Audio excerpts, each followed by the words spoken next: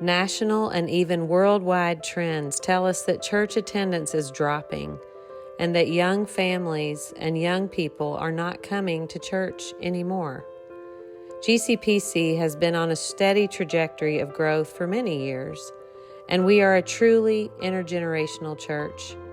About 50% of the people who are actively engaged at Grace Covenant are under the age of 50.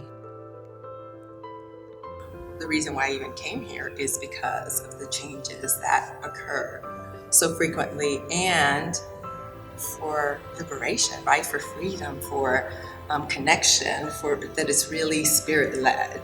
I've seen a migration in this church, and every time that we seem to migrate in that direction, it's because of a lot of discussion, a lot of thoughtful discussion, a lot of thoughtful decision-making, and trying to do what's best for this church. I experience Grace Covenant as a creative, curious, and courageous community. The culture is pretty low anxiety, and the way we have innovated and responded during the global pandemic bears that out.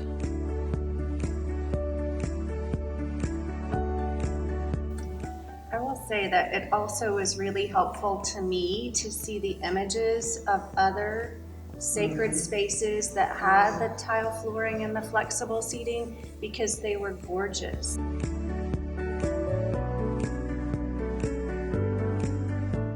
The tile flooring, either vinyl or ceramic tile would be good. The wooden chairs with the cushioned seat and then a wooden back, they said was an excellent choice. And after a professional acoustical study, the session embraced the exciting findings that the acoustics of the space will be enhanced musically with these changes. So for both music and speech in certain sound ranges.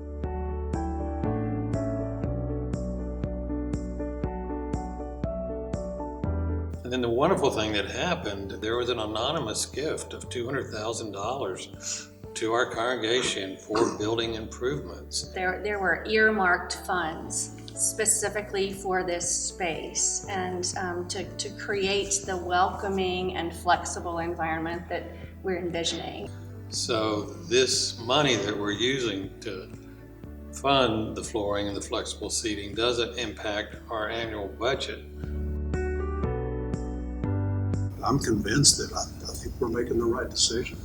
We are supposed to be growing and changing constantly. The only thing, in my opinion, that should not change is our trust and belief in God. And yeah, it can be scary at times, but we've gone through change.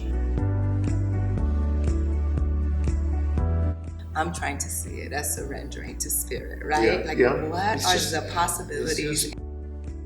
Interpretive liturgical dance, dramatic presentations, musical presentations.